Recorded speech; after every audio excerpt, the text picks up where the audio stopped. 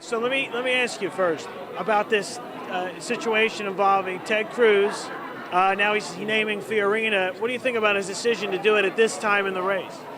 I'm not sure I get it. I mean, it seems a little desperate. I've never heard of anyone who's doesn't even have half the amount of delegates required to win appointing a VP, but to each their own. I mean, I think it's the antithesis of our campaign. I mean, we're campaigning about creating jobs. I wouldn't necessarily bring on a CEO that's laid off 35,000 people. It's not exact. I can't name another CEO that's laid off more than that off the top of my head. Maybe there's one or two out there. But it seems sort of contrary to what we're trying to do, which is bring jobs back to America, not export them out.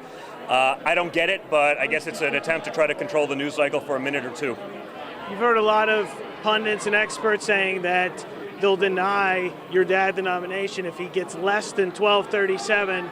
Do you see them pulling the nomination from him and giving it to someone who has less delegates than he has? Listen, I think if they try to do that, they're probably they'll either destroy the GOP as we know it, or they're okay with that because there's never really been any accountability for when they do that. It's not like they've given us winners exactly, right? I mean, look at the last few election cycles, right?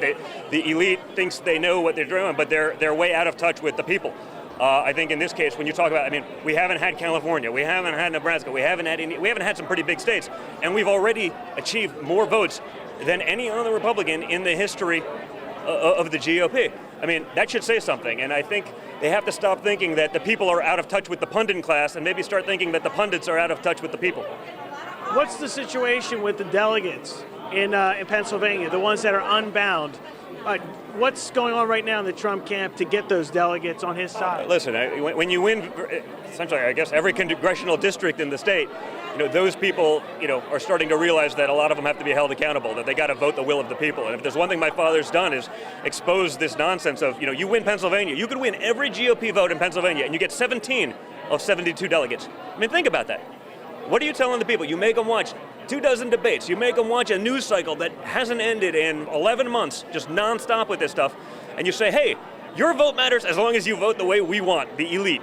Well, guess what? It shouldn't be that way. The people should have a voice. Their voice should actually count for something. It should actually matter. I think we'll do great in Pennsylvania because a lot of those people realize, because of the landslide victory we had there, that they better get in tune with their people or they're not going to be in positions of power anymore.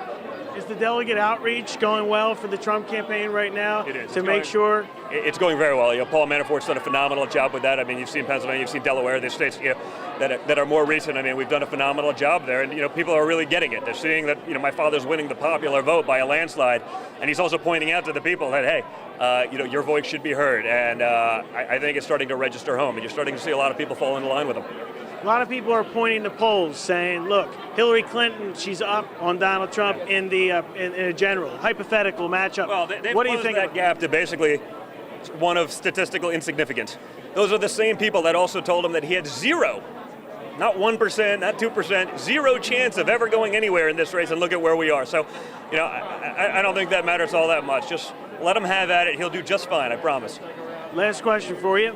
Some people are hearing what Paul Manafort's saying, and they're like, oh, Donald Trump's playing a part. He's going to change in a general election and tone things down. Is he going to change strategy, or is he going to stay on the offense? My father's always going to be himself. What they'll see is you'll see other things like the foreign policy speech. He can do both, but he wants to appeal to the people. He doesn't necessarily care about the elite and talking to that group. He wants to talk to the people that matter, the people who've been left out. The hardworking blue-collar people in this country who no longer have a voice, whose jobs have been shipped overseas, who are getting stuck with this debt that will, their kids and grandkids will be stuck with. He's appealing to them, and those are the people who should have a say.